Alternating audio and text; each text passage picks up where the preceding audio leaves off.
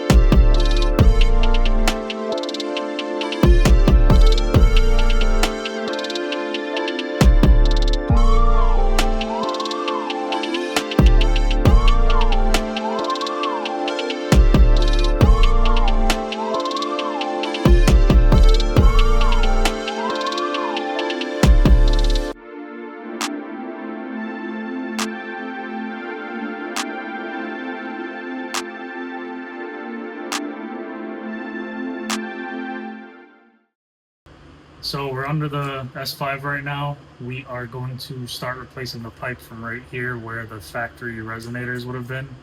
It looks like they were just cut out and straight pipe put through.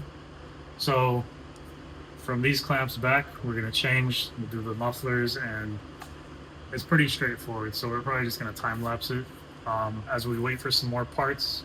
We're not going to get up there today. It'll be another video, but eventually we'll do the cats and everything. We're gonna change those out, and yeah, it should be pretty fun. So see how it goes. All right, here's what we got for the exhaust that's on the car now. So we have some nice aftermarket polished tips. I mean, we're in New England, so it's all salted up. But if we go under, it looks like there was some previous exhaust work for where the mufflers used to be on this car. Then as we roll under, we see this was probably the point where, well, not probably, it is the point where these axle backs were added. If I slide all the way around, that's the other side of it. And Ken just showed you all of this, but I just wanted to give you a different angle. So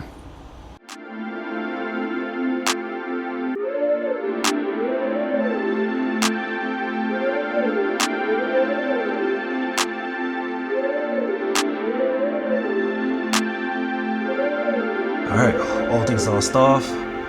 Wasn't too bad to get off, had to get a little creative with it because one of the hangers had a washer welded on the other end of it, but that's neither here nor there. So mid pipes, we got them supported on a bungee so that we don't stress out the flex pipes. And now Ken is prepping the new off the packing material from the hanger tips. Yeah. Stuck to my glove.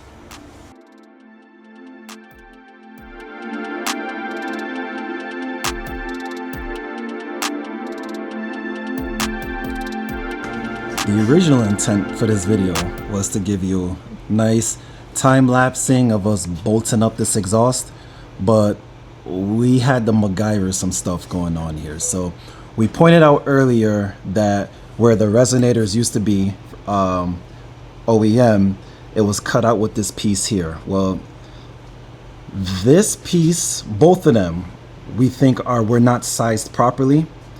So they went with sleeved piece here, back to OEM back here, or back to going to the old exhaust. But these weren't sized properly, for one, and it threw off the whole measurement alignment of everything, right?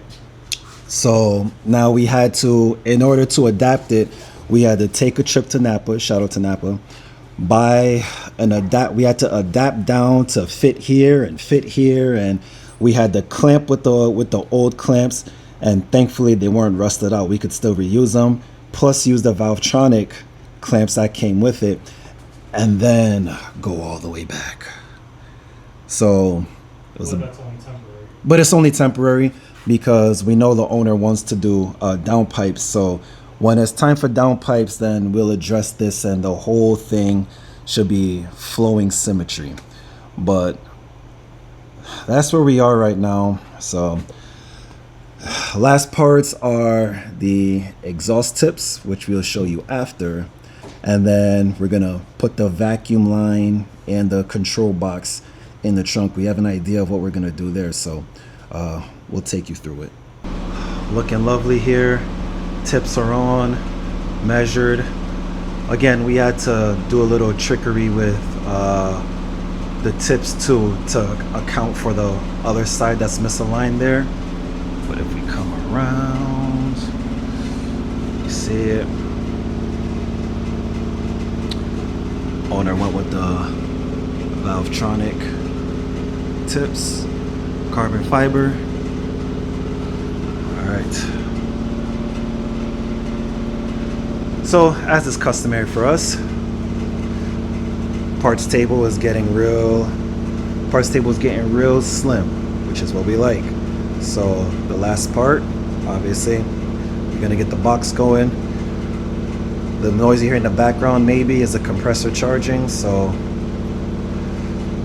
we're gonna show you exactly where we're gonna route it. I have an idea, but I'll give you a shot.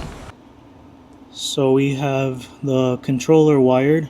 That brown wire you see right there, we'll put an arrow on it or something, but that brown wire goes to that whole ground junction on the left, and then we just tapped into this rail of fuses right here. They give 12 volts when the accessory's on, so that was ideal for us. And as you can see, there is a fuse holder back there, so we have it fused, and we went behind the panel right there with the wire, so it's not getting pinched anywhere, and it's very tight to do this recording, but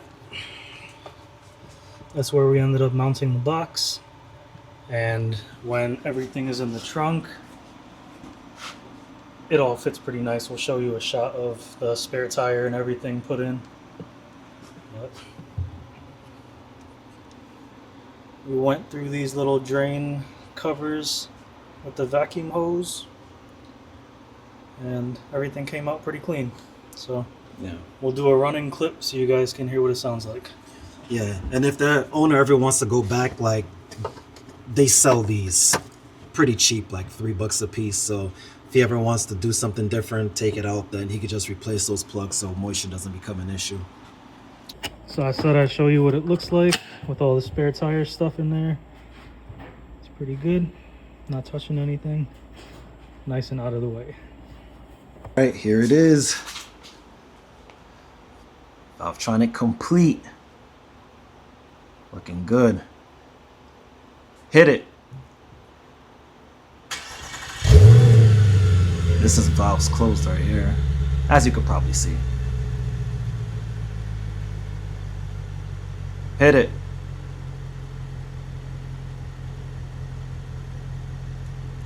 Give some revs.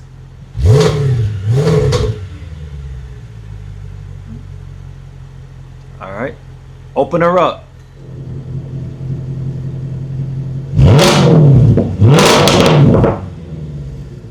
You guys get the point.